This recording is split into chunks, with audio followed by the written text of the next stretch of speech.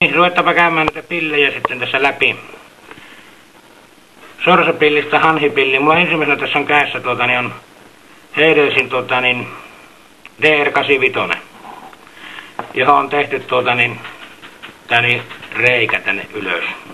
Tai jälkikäteen tähän tehty. Ja toinen on tässä, niin on Nighthawken kaksikielinen pilli, missä ei ole reikää. Mutta aloitetaan tästä nyt tästä DR85 tämän reiän kanssa. Ja tähän laitetaan tähän asetetaan sormien väliin. Ja nyt kun tässä on tää reikä, niin käytetään tätä niinku etusormea tässä niinku venttiili, niinku auton venttiili on. Ja tämä voi olla täällä.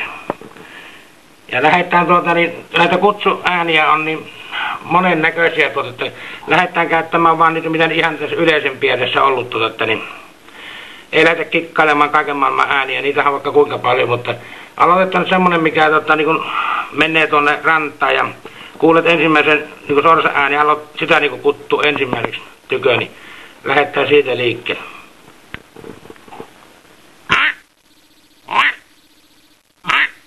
Tätä ei tarvitse toistaa monta kertaa, se on sorsa sen verran utelias, tulee katsomaan sitä. Ja sitten kutsuhuuto silloin, että ei näy sorsia, mutta tiedät, että niitä kuitenkin alueella on, niin lähdetään niin, että ruvetaan kuttumaan tätä sorsaa kauempaa.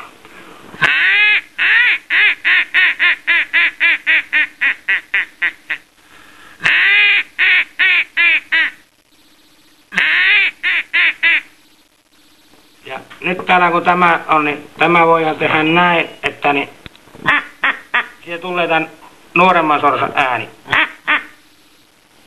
Ja tällä sormella painetaan, tukittaa se välillä, mutta tätä käden liike tapahtuu nopeaa.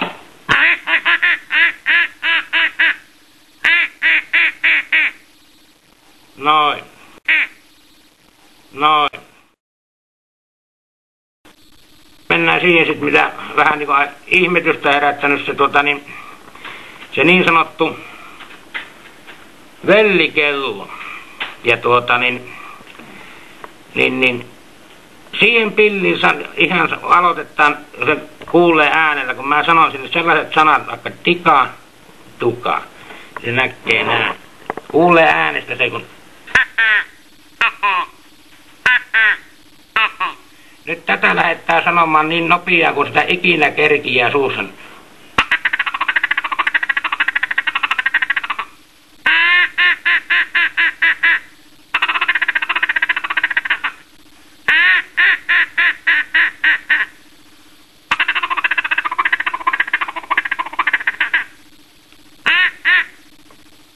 Tommonen.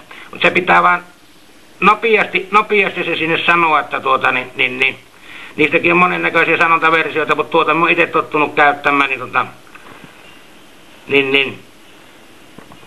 on kaikista helppoin mutta se on sanat kuin dika, duka, dika, duka. Sormia aukkoo koko ajan sillä toisella sanalla. Sitten nopeuttaa koko ajan, niin kieli käy tuolla kitalaista.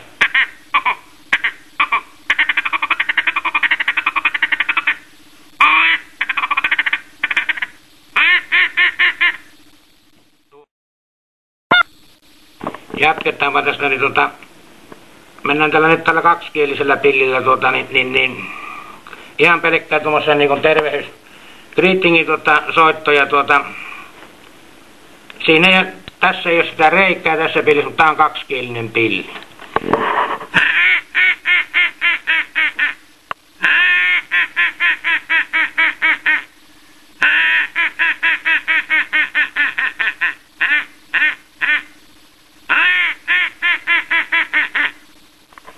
Ai ja.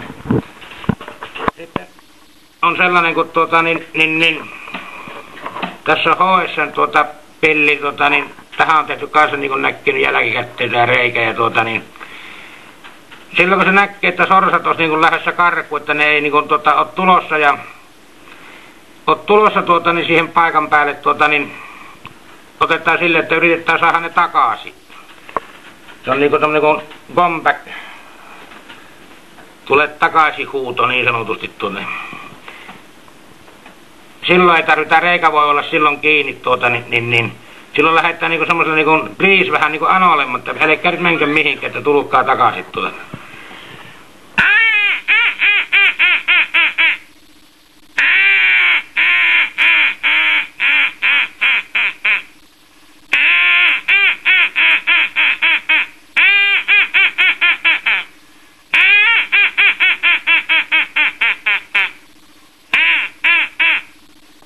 No.